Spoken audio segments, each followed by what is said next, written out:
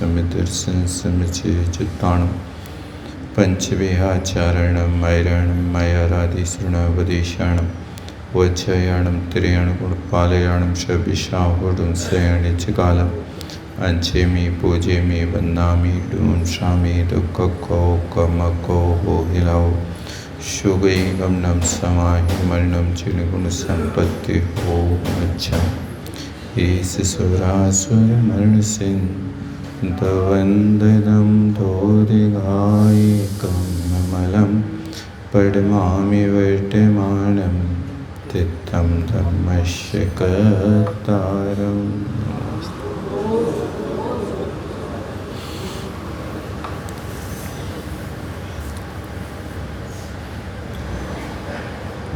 कल अपन ने देखा था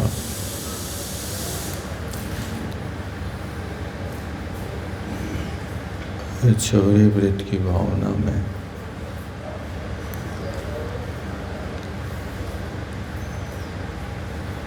एक भावना वैक्ष शुद्धि भी रखी है। वैक्ष शुद्धि का अर्थ होता है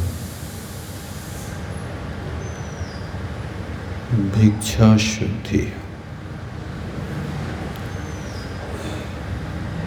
भिक्षायाः भावा वैक्षा।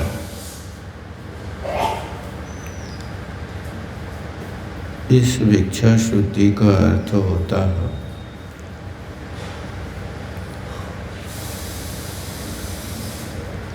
अन्न पान की शुद्धि होना।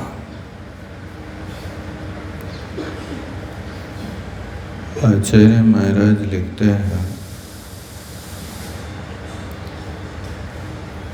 आचार शास्त्र मार्गेणे भैक्ष शुद्धि है।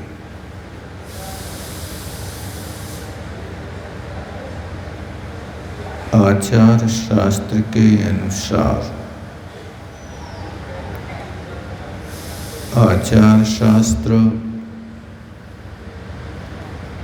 श्रापकाचार और मूलाचार कहलाता है।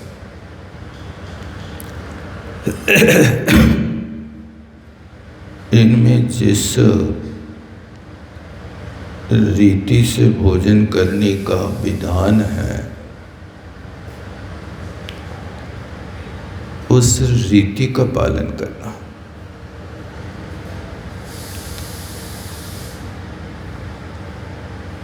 ये आचरण कहलाता है।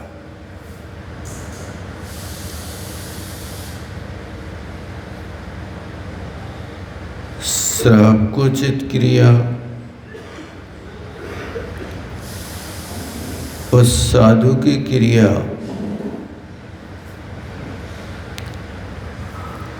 श्रावक आहार का दान देता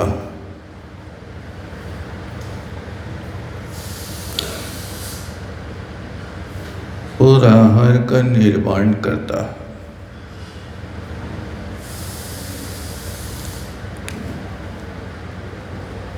जैसे आप व्यापार करते हैं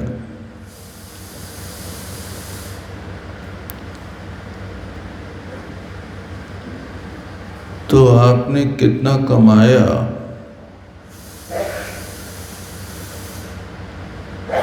उतना आपको टैक्स देना है।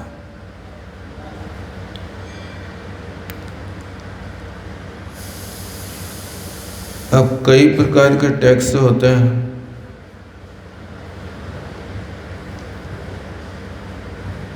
एक सेल टैक्स भी होता है,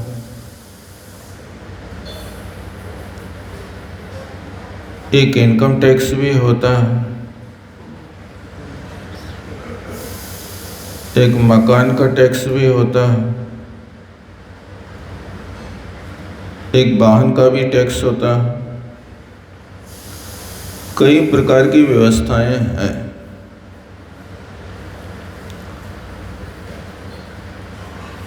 इसी प्रकार यहाँ पर आपके लिए ये टैक्स की व्यवस्था है।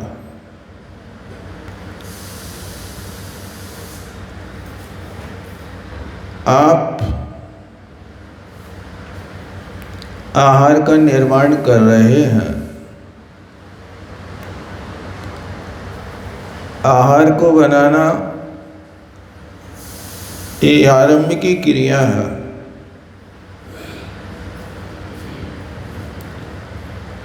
आरंभिक क्रिया होती है, इसलिए आपको प्रतिक्रमण करना पड़ता है।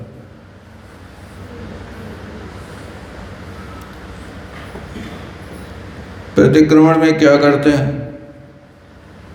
झाड़ू ले जगह बुहारी, सुनियो जे नर जमारी, अग्नि जलाई, बिन शोधन ईंधन जलाया, बिन शोधा भोजन खाया। ये सब चीजें आलोचना पढ़ते ना आप। पृथ्वी बहु खोद कराई, जल मल मोरिन गिरवायो। ये जितनी क्रियाएं आपने की है ना, उन सब एक एक क्रियाओं को आप भगवान के सामने कहते हो, सुनिए अरज हमारी जिन, हम दोष किए भारी, हम बहुत बड़े दोष करके आए हैं, अब इन दोषों का निराकरण कर दो भगवान। तो उन दोषों का निराकरण करने के लिए आपने एक तो प्रतिक्रमण कर लिया। अब दूसरी बात है कि इतने से पूरा दोष नहीं छूटा, टैक्स भरो। तो जो तुमने अपने लिए भोजन बनाया है, तो उसमें भिक्षा शुद्धि होना चाहिए। पानी कैसे छानना? पानी के छानने का पात्र, पानी छानने वाला वस्त्र। अब पानी छानने वाला वस्त्र तो शायद आपके सामने आज बाबा आदम के जमाने की बात चली जाएगी, क्योंकि पानी छानने का पात्र शास्त्रों में कहा है, जो वस्त्र होता है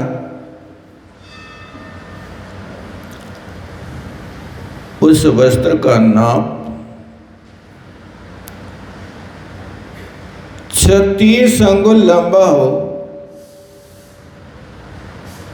और 24 अंगुल चौड़ा हो।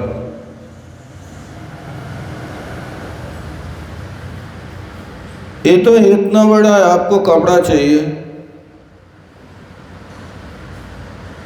और वो कपड़ा भी ऐसा होना चाहिए कि जिस कपड़ा को डबल करने पर आप सूरज को देखें तो सूरज की किरणें ना देखें।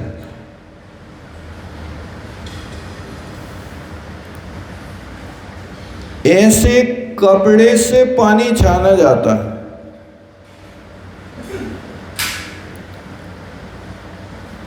और पानी की एक बूंद भी जमीन में ना गिर जाए, इसलिए जहां पात्र रख रहा है उस पात्र के नीचे परात, और कुआं से पानी खींचा है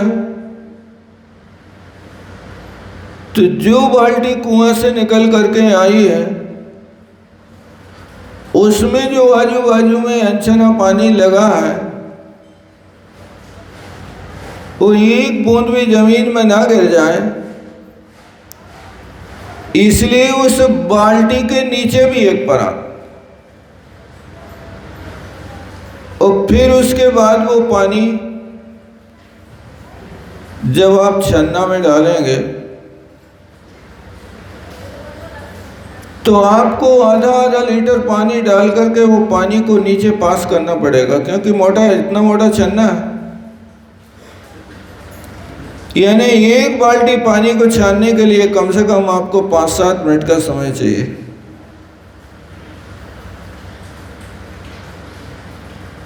तब जाकर के वो पानी छना होगा।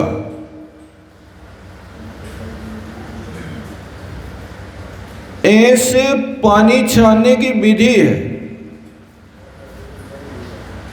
और पानी छानने के 45 मिनट के भीतर भीतर उसको प्राशुभ करना। पानी छानते हैं तो आप ये मत समझना कि प्राशुभ हो गया। पानी छानने से तो 83 जीवों का निष्कासन हुआ है। जल कायिक जीव तो अभी भी उसमें मौजूद है, इसलिए जल कायिक जीवों के लिए तो प्राशुभ करना होता है, अग्नि में पकाना होता है। ये पद्धति से पानी छान करके जब लाते हो तब ये आपका भैक्ष शुद्धि की कोटि में आता है। यदि आप इस पद्धति को नहीं अपनाते ना, आप कुआं का पानी तो प्रयोग कर रहे हैं, वो भी आप धर्म मान करके नहीं कर रहे। महाराज को पिलाना है इसलिए हम ढूंढ लेते हैं कुआं,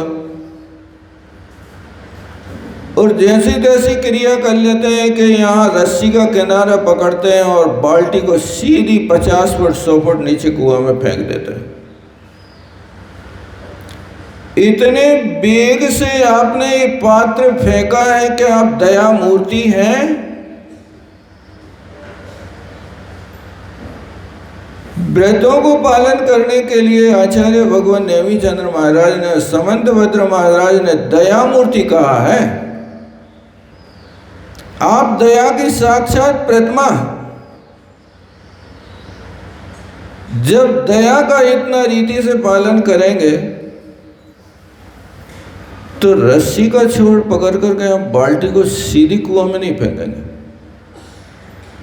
बहुत धीरे धीरे उसको कुआं में उतारेंगे। और जब पानी की सतह पे पहुंचेगी ना, तो उस पानी की सतह पर बहुत धीरे से रखना होता है। यदि 2 फुट ऊंचे से भी यदि आपने बाल्टी पटक दी तो कई मछली और मेंढकों से मरने की संभावना रहती है। तो वहां जाकर के बहुत धीरे से, जैसे आप गर्म पानी को देखना चाहते हो कितना गर्म है, सहन के योग्य है कि नहीं, तो उसमें धीरे धीरे आप उंगली डाल लेते हो, और उंगली डाल करके उसकी उष्णता का ज्ञान कर लेते हो कि हाँ ये पीने योग्य, नहाने योग्य है कि नहीं है। यदि उसमें उष्णता ज्यादा है, आपके हाथ में जलन पैदा होने लगती है।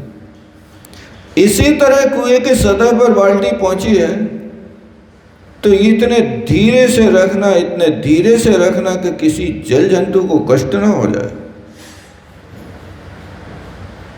और फिर वहां से निकाल ला। तो कई लोग ये करते हैं कि आधी बाल्टी तो भर गई, अब उस आधी बाल्टी को 1-2 हाथ ऊपर लाएंगे और यहां से फिर पटकेंगे फटाफट, ताकि पूरी बाल्टी एक साथ बेग में डूब जाए। आप ऐसी क्रिया करेंगे तो आप कितने जीवों को आनंद कर बैठेंगे। ये आचरण है, इसका नाम आचार शुद्धि है। इसमें आप ये मत कहना कि समय बर्बाद हो रहा, इसमें आप ये मत कहना कि हमारे पास फुर्सत नहीं है, क्योंकि भगवान ने कहा है कि तुम्हारा आचरण, इस आचरण को यदि नहीं पालन करोगे तो फिर आचरण तुम्हारा शुद्ध नहीं, कल्याण तुम्हारा कैसे हो। विषयन वश भक्ष अभक्ष भखे ही ज्ञान उजाला कैसे हो। जब तक ये आचरण शुद्ध नहीं होगा, जब तक भिक्षा शुद्धि शुद्ध नहीं होगी, तब तक आपका कल्याण कैसे होगा। ये तो सिर्फ पानी छानने की विधि है भाई साहब। आप अपने भोजनशाला में 100 प्रकार के आइटम बनाते हो, उनमें आपकी कितनी शोध परख रहती है, कितनी सावधानी रहती है, ये आपके ऊपर है। आपकी क्रिया को कोई देखता नहीं है, और भगवान ने भी आदेश दिया महाराजों के लिए कि श्रावक कैसे बनाना तुम देखना नहीं। मुनि महाराजों के लिए कहा कि उसके यहाँ जाना और वो बोल दे कि हाँ मन शुद्धि, वचन शुद्धि, काय शुद्धि, आहार शुद्ध है, तो उसको प्रमाणिक मान करके ले लेना। उनके चौके में बैठ करके अवधि ज्ञान मन लगाना कि दूध कैसा लाया है, प्यासों के नहीं है, ये पानी छाना तो बड़े छन्ना से छाना के अच्छे छन्ना से छाना। भगवान ने कहा भैया तुम आहार नहीं ले पाओगे, आहार करके आ जाओ तो प्रतिक्रमण कर लेना, और आहार लेते समय उस दाता के लिए वैसे ही मान लेना कि हाँ भाई ये मन शुद्धि, वचन शुद्धि, काय शुद्धि और आहार की शुद्धि बोल रहा, ये ठीक है। तब कहीं जाकर के साधु जीवन का निर्वाह होगा। महाराज के लिए तो कहा है, लेकिन श्रावक का भी अपना निजी विवेक होता है कि वो इस प्रकार की वस्तु का निर्माण बुद्धिपूर्वक करे, यत्नाचार पूर्वक करे, और यत्नाचार पूर्वक की हुई ये क्रिया तुम्हारे लिए संसार के दुखों को नष्ट करने का कारण हुआ करते हैं।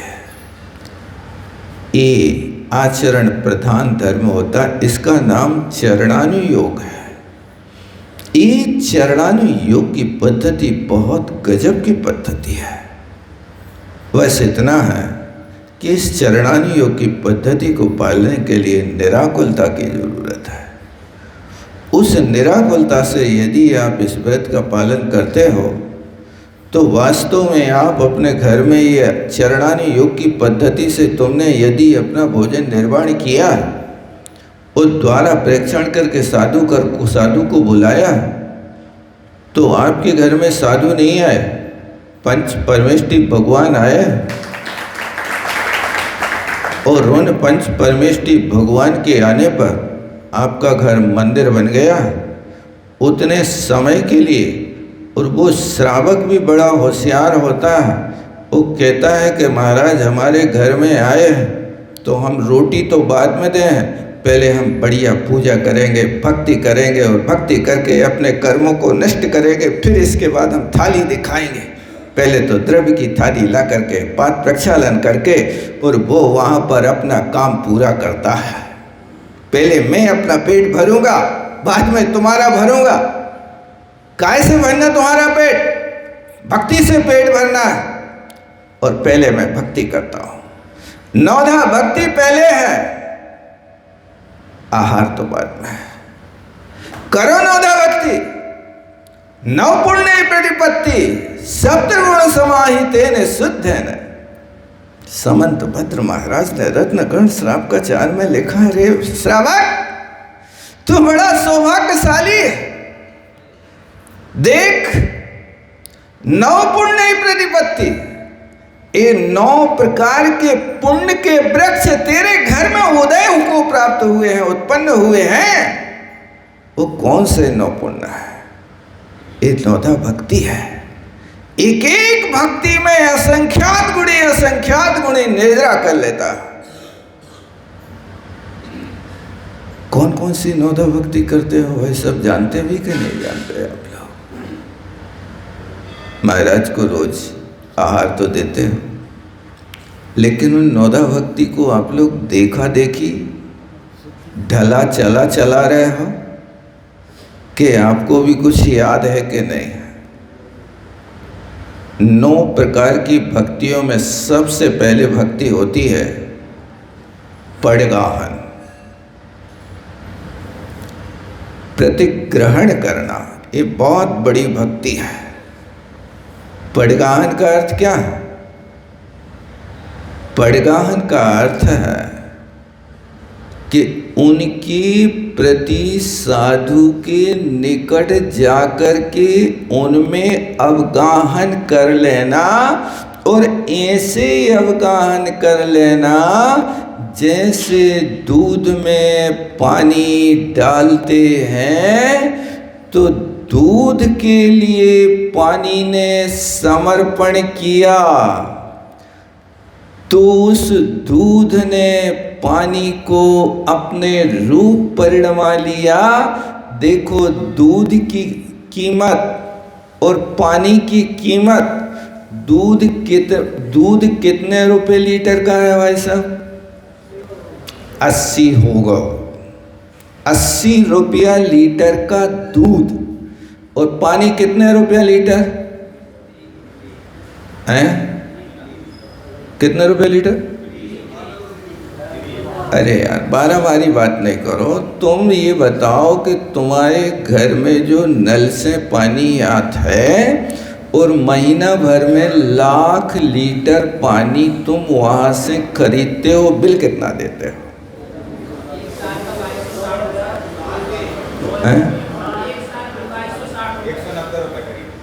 मान लीजिए 200 रुपया एक साल के। अच्छा, तो मैं पूछता हूं कि आप ये बताओ कि वो आपने इतना बिल दिया, इतना पानी लिया, उस पानी की कीमत कितने पैसे लीटर मिली आपको? 2 पैसा लीटर हुई ना? 2 पैसा लीटर ना? यानी 2 पैसे लीटर की जिस पानी की वैल्यू है,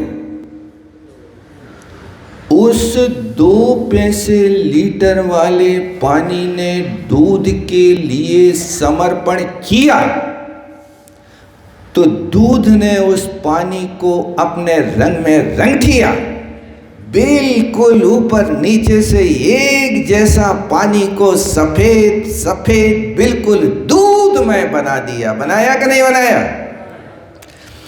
अब वो दूध के लिए समर्पण करने वाले पानी की कीमत अब कितने रुपया लीटर हो गई भाई साहब? यदि शुद्ध दूध 80 रुपया लीटर बिकता है तो पानी वाला 60 का बिकता होगा भाई साहब। इतना ही बिकता ना? 50 का बिकता होगा। 80 में बिक रहा है, बहुत अच्छा।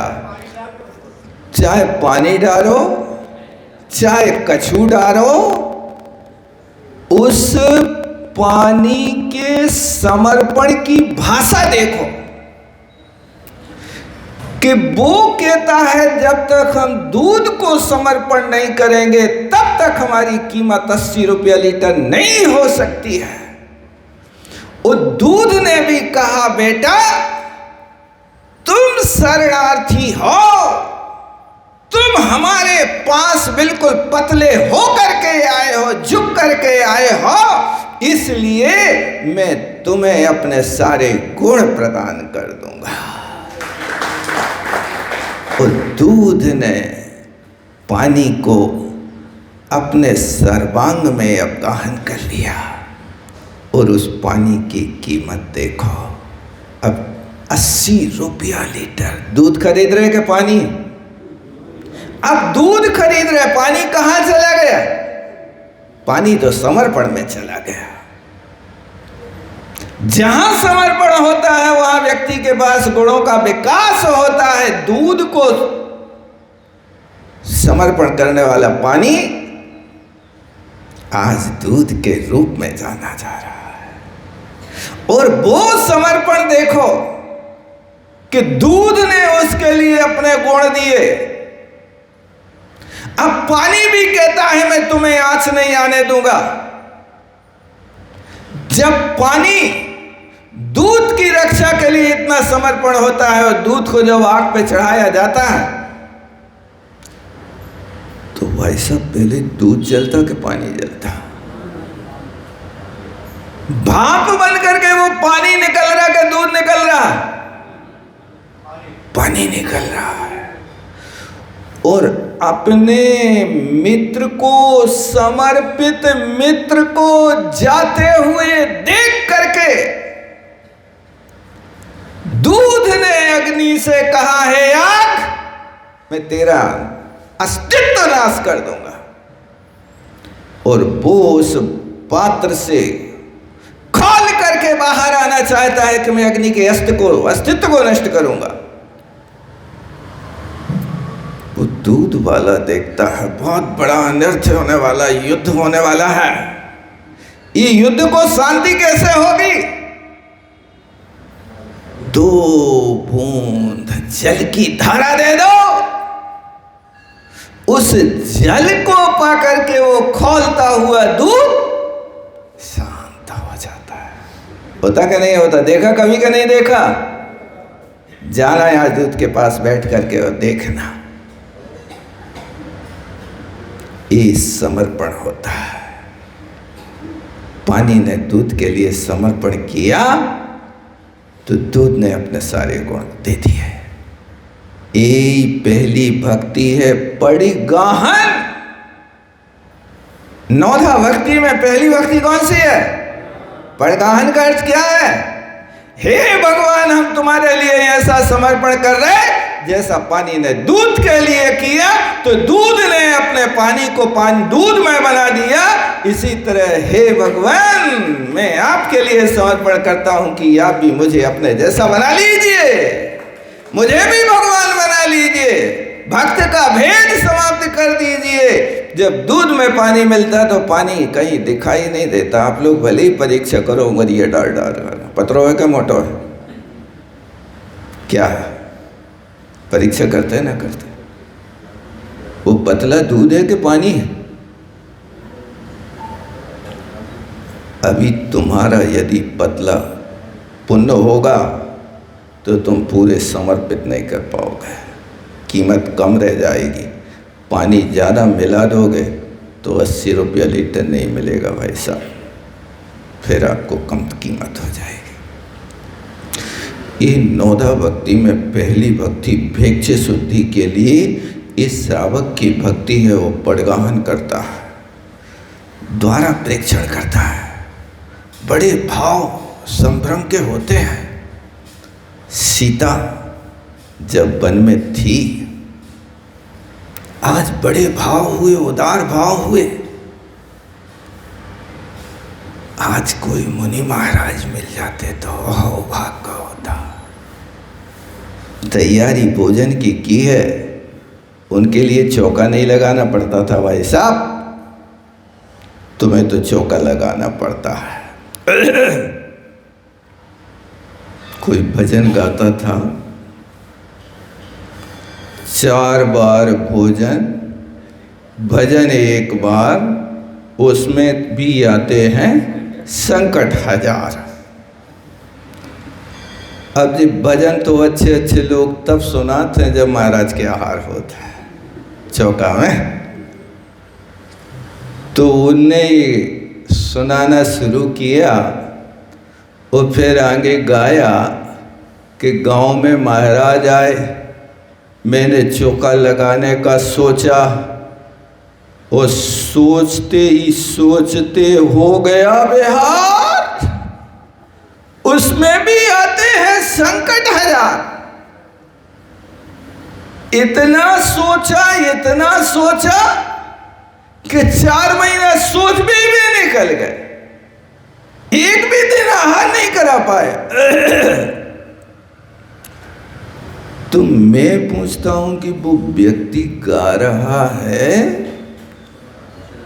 तो 4 बार भोजन में संकट आ रहा है कि 1 बार चौका के लगाने में संकट आ रहा है?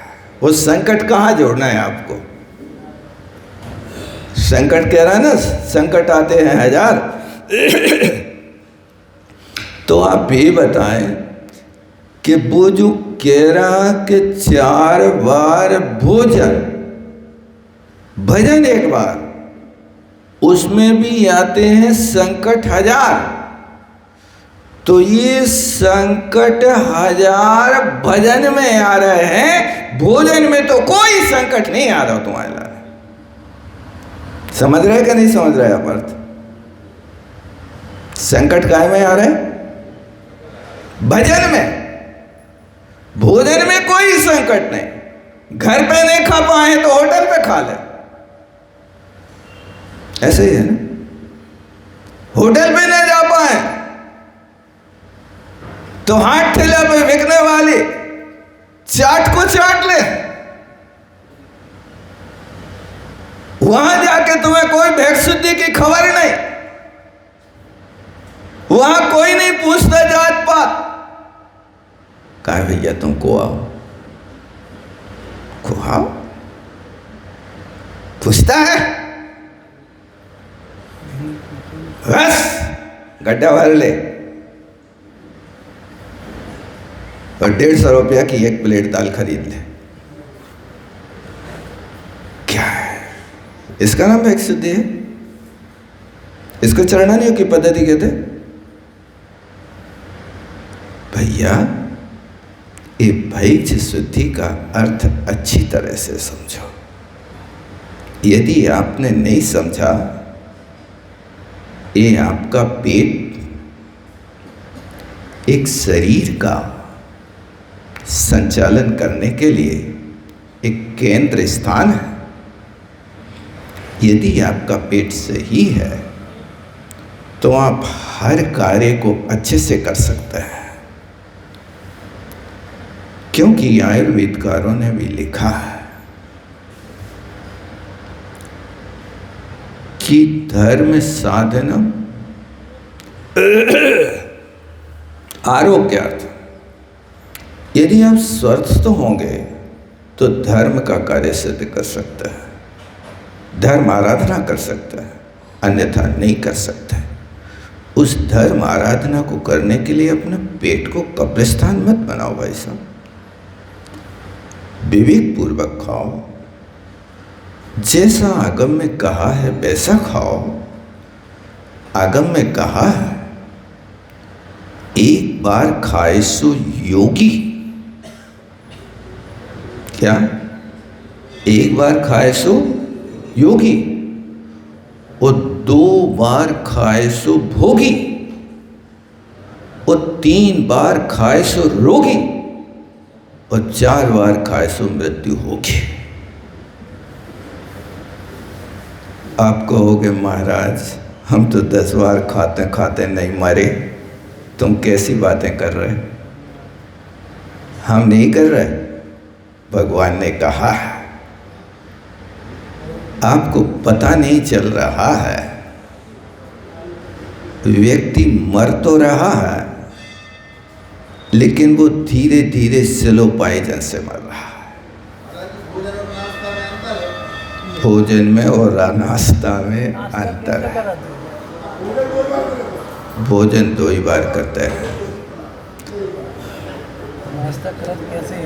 देखो 4 प्रकार के आहार है, खाद्य स्वाद लेय पेय।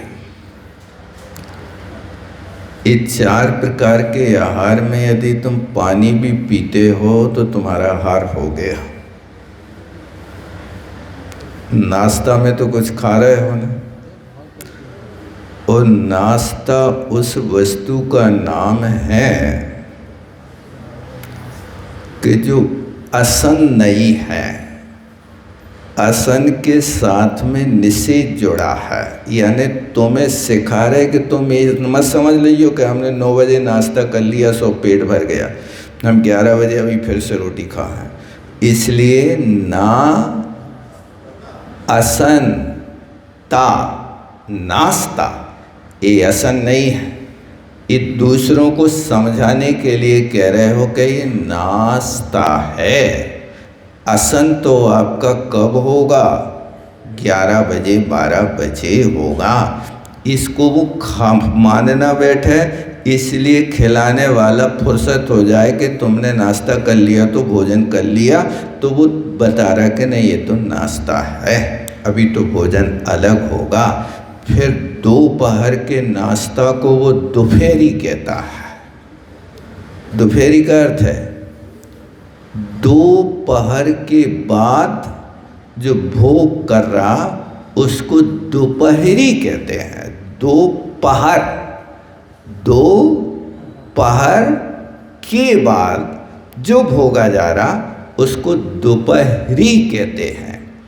और फिर उसके बाद अन्नथौ क्या है? दिन अस्त होने के पहले भोजन कर लेना, असन कर लेना, उनका नाम अन्नथौ है। मूलतः शब्द अनस्त है। दिन अस्त ना हो पाए उसके पहले सेवन कर लो। तो ये 2 बार की व्यवस्था शास्त्रों में कही है। एक बार खाए सो योगी। यदि आप एक बार खा रहे हैं आप योगी की जिंदगी जी रहे हैं। उसी में गुजारा करके देखो। क्यों अपव्यय करते हो? जीवन तो चल रही है तुम्हारे लिए। दीपक जब जलाना है तो उस दीपक में तुम मिट्टी का तेल भर के गुजारा कर रहे हो कि अटपहरा घी खरीद के आप जला रहे हो? कैसे जला रहे हो बताओ? प्रकाश तो वो दीपक उतना ही देगा, चाहे तुम अटपहरा घी भरो चाहे मिट्टी का तेल भरो। प्रकाश तो उतना ही देगा ना, वो ज़्यादा तो नहीं देगा कि घी डालोगे तो ज़्यादा जल जाएगा, कम ज़्यादा प्रकाश देगा। लेकिन दोनों की कीमत देखी जाए तो मिट्टी का तेल कितने रुपया लीटर है वैसा? नहीं मिले ही नहीं रहो। फिर भी यदि कीमत कर ले तो 100 रुपया लीटर, ठीक है ना। लेकिन अटपहरा घी की कीमत हमने सुना है कि शांति धारा का 2500 बिकता है। ऐसा है ना? वो ही शुद्ध घी है। 1000 में तो कहीं ना कहीं आधा है शुद्ध, पूरा शुद्ध नहीं हो। यानी 100 रुपया लीटर से दीपक जलाओ और 2500 रुपया घी के दीपक जलाओ, प्रकाश तो उतना ही। बस तुम्हारी मान्यता है कि घी का दीपक है मिट्टी का तेल का। इसी तरह जीवन रूपी दीपक जलाने के लिए चाहे तुम कोदों की रोटी खाओ चाहे मखाने की खाओ, रोटी तो रोटी है। और कोदों की रोटी खाओगे तो 10 रुपया किलो में काम चल जाएगा, और मखाने की खाओगे तो शायद 1500 रुपया किलो तो लगना पड़ेगा आपको। 1000 रुपया तो देना पड़ेगा आपको। ये आप उधर पूर्ति तो कर रहे हैं, लेकिन कैसे कर रहे हो? थोड़ा विवेक तो रखो। आप मिट्टी का तेल जला के दीपक जला लेते हो, लेकिन जीवन के दीपक के लिए आप दुनिया भर के अपव्यय करते हो, आलस करते हो और उससे शरीर को खराब करते हो। आप उसके लिए क्या देना योग्य है इसको नहीं समझ पाते। इसलिए कोशिश करो कि एक बार खाओ। एक बार खाए सो योगी और 2 बार खाए सो भोगी। भगवान ने कहा था कि देखो जघन्य भोग भूमि का व्यक्ति 1 दिन के बाद खाएगा, रोज नहीं खाएगा। मध्यम भोग भूमि का 2 दिन के बाद खाएगा, और उत्तम भोग भूमि का मनुष्य 3 दिन के बाद 1 बार खाएगा, और वो भी आंवला के बराबर खाएगा। क्या? उत्तम भोग भूमि का मनुष्य है, 3 दिन के उपवास करता है और चौथे दिन आंवला के बराबर भोजन खाता है, और शरीर कितना बड़ा है वैसा पता है? 3 कोस का शरीर है। इस 3 कोस के शरीर की अवगाहना कितनी बड़ी होगी? कभी कोसों से परिचित हुए कि नहीं हुए? 4 किलोमीटर का एक कोस होता है, तो कितने किलोमीटर हो गए? 12 किलोमीटर के अध्वान का सिर्फ एक शरीर पड़ा है। आपके यहाँ 12 किलोमीटर का कोई पुल नहीं मिलेगा भाई साहब। कहीं है ऐसा भारत में कोई पुल के जिसकी 12 किलोमीटर की अवगाहना हो?